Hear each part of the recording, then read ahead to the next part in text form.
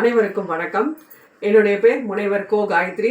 அரசு கலை மற்றும் அறிவியல் கல்லூரியில் கௌரவ விரிவுரையாளராக தமிழ் துறையில் பணியாற்றி வருகிறேன். இன்று நாம் பேசக்கூடிய தலைப்பு பஞ்சபூதங்களில் நீர். பஞ்சபூதங்களில் முக்கியமானதுன்னு பார்த்தோம்னா நீர். பஞ்சபூதங்கள் எல்லாமே நம்மளுக்கு அடிப்படையில் முக்கியமானது தான். பஞ்சபூதங்கள் இல்லைன்னா இந்த உலகமே இல்லை. பஞ்சபூதங்கள் இயக்கங்கள் எல்லாமே பூமியின் அடிப்படையில் பூமி உருவாவதற்கு காரணமாக இருக்கக்கூடியது. ஆனாலும் அதில் ரொம்ப முக்கியமானதுன்னு பார்த்தோம்னா மிகவும் சிறந்தது என்று பார்த்தோமே ஆனால் நீர் என்பது ரொம்பவும் முக்கியமானது ஒன்று. உலகில் உள்ள அனைத்து உயிரினங்களும் தோன்றுவதற்கு மிக முக்கிய காரணமாக இருப்பது நீர் தான். அதனால தான் வள்ளுவர் பெருந்தகை கூட வான் சிறப்புன்ற ஒரு அதிகாரத்தையே அந்த நீருக்காக வழங்கியிருக்கார் 10 திருக்குறளில். அதிலும் மிக முக்கியமான திருக்குறள் நம்ம எல்லாருக்கும் தெரிஞ்சது ஒன்று, நீரின்றி அமையாது உலகனின் யார் யாருக்கும் வானின்றி அமையாது ஒழுக்கு அப்படின்ற திருக்குறள். நீரின்றி அமையாது உலகமே நீர் இல்லாமல் இருக்கவே முடியாது, நீர் இல்லாமல் வாழவே முடியாது. உயிர்கள் இந்த பூமியில் பிறந்த உலகத்தில் பிறந்த அனைத்து உயிர்களுமே நீர் இல்லாமல் வாழ்வதற்கு முடியாது. அதனால பஞ்சபூதங்களில் மிகவும் சிறப்பானது மிகவும் முக்கியமானது நீர் என்று சொல்லலாம். அதோடு அல்லாமல் பழந்தமிழர்களுடைய வாழ்க்கை முறை எடுத்தோம்னா இயற்கையோடு இயைந்து வாழ்ந்தார்கள் பழந்தமிழர்கள். எப்பொழுதுமே பழந்தமிழர்கள் இயற்கைக்கு முக்கியத்துவம் கொடுத்தார்கள். அதை இறைவனாகவே பாவித்தார்கள், இயற்கையை இறைவனாகவே பாவித்தார்கள்.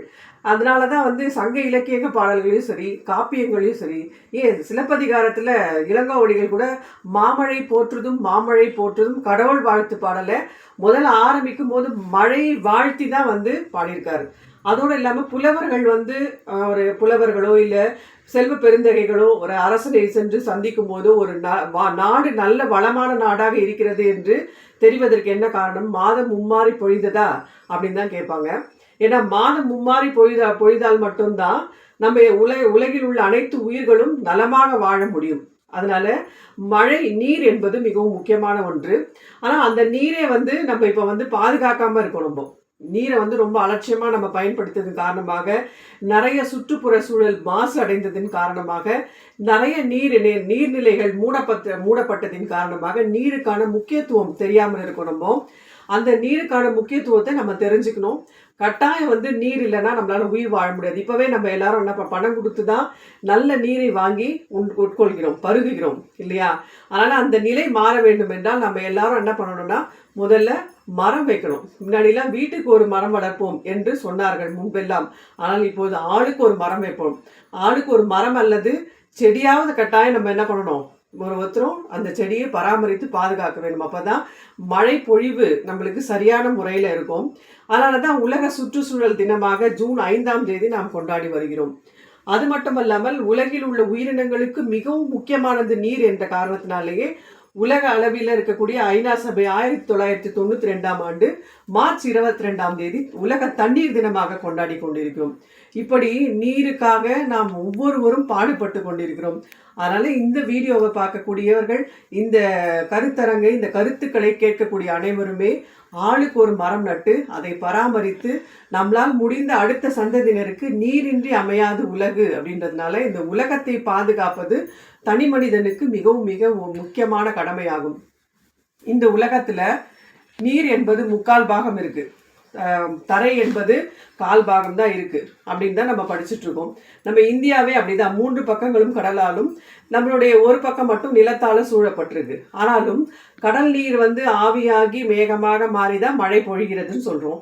ஆனாலும் கூட நன்னீர் ஏரிகள், கிணறு, அந்த காலத்துலலாம் பார்த்தீங்கன்னா நம்ம பழந்தமிழர்களுடைய வாழ்வியலை பார்த்தோம்னா கிணறுகள் இருந்தது. ஒவ்வொரு வீட்டு பின்னாடியும் கிணறுகள் இருந்தது, தோட்டங்கள் அமைத்திருந்தார்கள், குட்டைகள் இருந்தது, குளங்கள் இருந்தது, ஏரிகள் இருந்தது, ஆறுகள் அதிலே கலந்து ஆறுகள் எல்லாம் சேர்ந்து ஒன்றாக சங்கமித்து கடலுக்கு சென்றும். இப்படி ஒரு நீர்நிலைகளும் அங்கங்க சின்னதாக நீர்களை சேமித்து வைத்து அதனால என்ன பண்ணாங்க, நிறைய நீரை பாதுகாத்து வைத்தார்கள். ஆனால் இப்போ அந்த மாதிரிலாம் இல்லை, நம்ம கிட்ட எந்த நீர் சேமிப்பும் இல்லை. இப்போ அரசாங்கம் அறிவித்ததின்படி மழை நீரை சேமிப்பது நம்மளுடைய கடமையாகும். ஒவ்வொரு வீட்லேயும் மழை நீரை வீணாக்காமல் மழை நீரை சேகரிப்போம். மழை நீரை சேகரித்து அதன் மூலமாக வரக்கூடிய நீரை நாம் எல்லாருக்கும் நம்ம பயன்படுத்துறதுக்கு பயன்படுத்திக்கலாம். நல்ல நீர்நிலைகள், நல்ல நீர் கிடைப்பதற்கு நம்மளுக்கு வழிவகுக்கும். அதோடு இல்லாமல் இப்போ நிறைய பேருக்கு கிராமங்களில் நிறைய குளங்கள், ஏரிகள் தூர்வாரப்படுகின்றன. நீர் வழித்தடங்கள் அனைத்தும் சீரமைக்கப்படுகின்றன. அந்த இடங்களுக்கு அந்த என்ன சொல்வது, அந்த இடங்களுக்கு இளைஞர்கள் சென்று அதை சீரமைக்கும் பணியில இளைஞர்கள் ஈடுபட வேண்டும் என்பது என்னுடைய நோக்கம். அது மட்டுமல்லாமல் நீர்நிலைகள் அனைத்திலுமே எந்த மாசுபாடும் அடையாமல் நம்ம பார்த்துக்கணும். நீர்நிலைகளில் பிளாஸ்டிக் கழிவுகள் அதிகமாக போடுறது, இல்லைன்னா கெமிக்கல்ஸ் ரசாயன கழிவுகள் அது அதிகமாக செலுத்துறது அப்படிலாம் இல்லாமல் நீர்நிலைகளை தூய்மையாக நாம் பார்த்துக்கொள்வோம். ரொம்ப ரொம்ப முக்கியம்.